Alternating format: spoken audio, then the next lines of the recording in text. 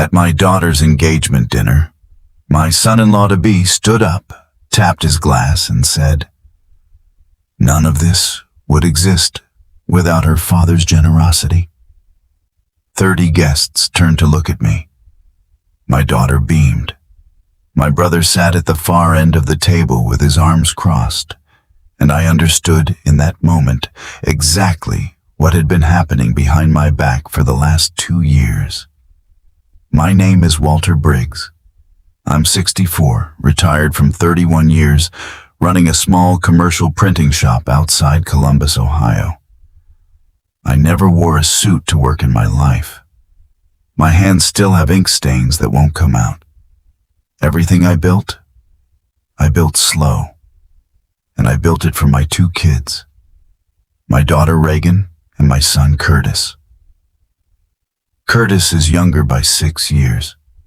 He was the one who struggled, jobs that didn't last, a marriage that ended fast, a business idea that never got off the ground.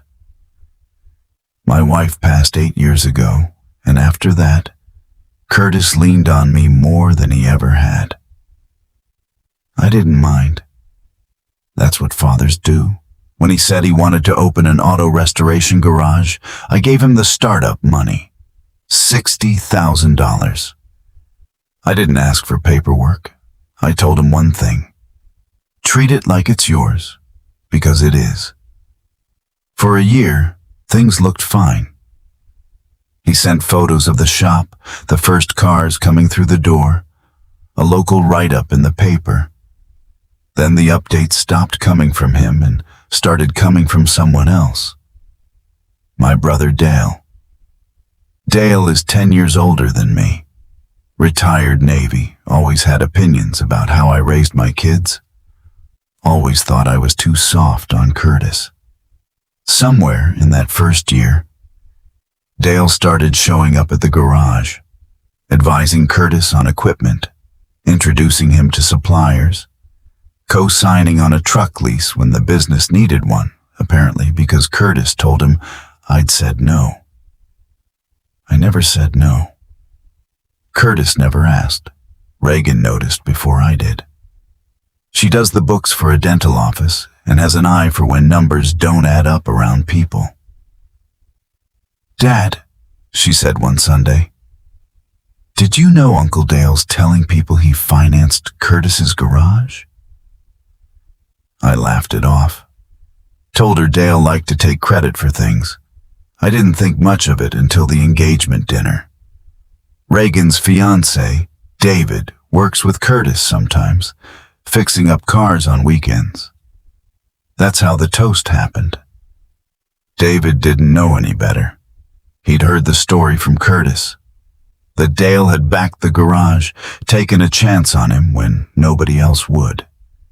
So he stood up in front of everyone and thanked the man he thought made it happen.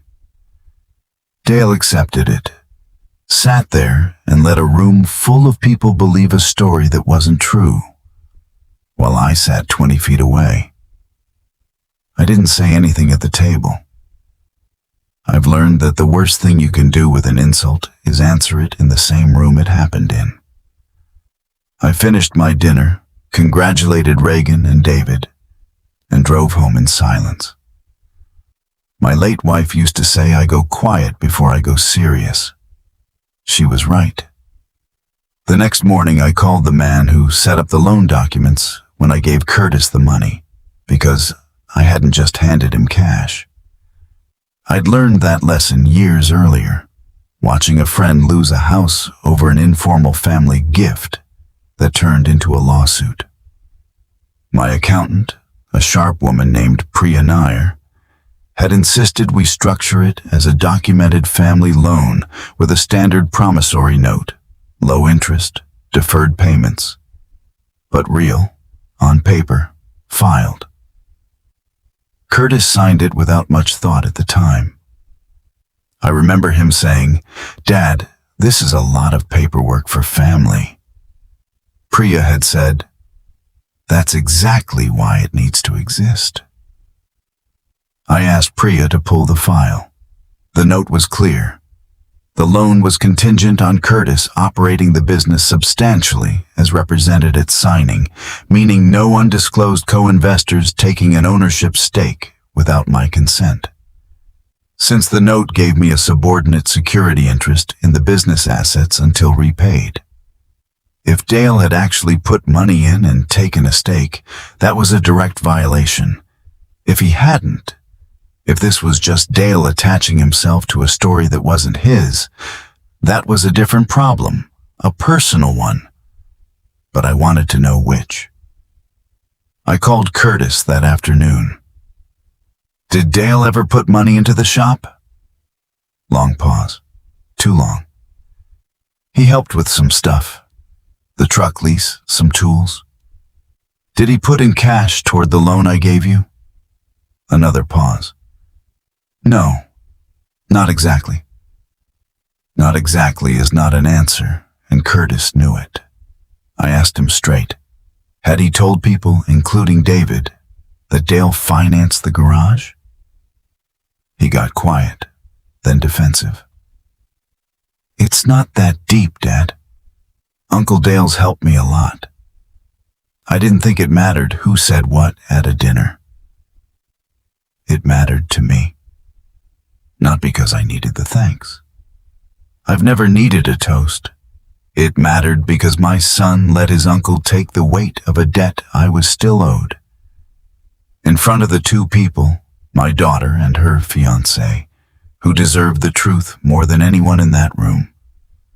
I didn't threaten him. I didn't call Dale. I did something quieter. I asked Priya to send Curtis the standard annual accounting request the note entitled me to. A full statement of the business's ownership structure and any outside capital contributions, due in 15 days, per the terms he'd signed 2 years earlier. It wasn't a punishment. It was a question, on paper, with a deadline, the kind you can't laugh off at a dinner table. Curtis called before the 15 days were up, this time with less attitude and more fear in his voice. Dad, why are you asking for all this now? I told him the truth. Because a room full of people just watched your uncle get thanked for something I paid for, and you let it happen. I wanted on paper that Dale doesn't own one screw in that shop unless he actually paid for it. And if he did pay for something, I want to know what I'm owed. The accounting came back 2 weeks later. Dale had put in $11,000 over the year, mostly toward the truck, and had been telling people, Curtis included, apparently, at first as a joke, that he was a silent partner. Curtis had let the joke calcify into a story because it was easier than explaining over and over that his father had carried him. I didn't sue my brother. I didn't need to. I called Dale directly for the first time in months and told him plainly he could be repaid the $11,000 with modest interest and step back entirely, or he could formalize an actual minority stake on paper at fair value like a real investor. But he did not get to keep being a silent partner in reputation while being nothing on paper. Dale, to his credit, once it was spelled out plainly, chose the payout. He didn't want the paperwork. He'd wanted the credit. Curtis came to see me alone the following week. He looked smaller than he had in years, sitting at my kitchen table where he used to do homework. I let it happen because it was easier than admitting how much I still needed you, he said. Uncle Dale never corrected people because it made him look good. And I never corrected people because it made me look less like I couldn't do this without you. I told him the truth costs less than the story eventually does. He nodded and didn't argue. Reagan and David's wedding is in the spring. I don't know if there'll be a toast about who financed what. I don't need one. But Curtis has started introducing me differently at the shop now, when customers ask who helped him get started. He says my name first, not because I demanded it, because he finally understood that gratitude spoken quietly to the people who actually earned it is worth more than an audience's applause for the wrong man.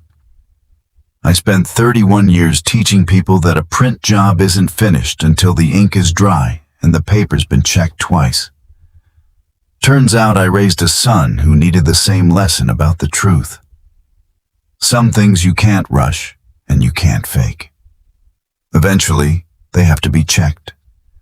And eventually they dry into whatever's actually there, not whatever looked good in the room that night.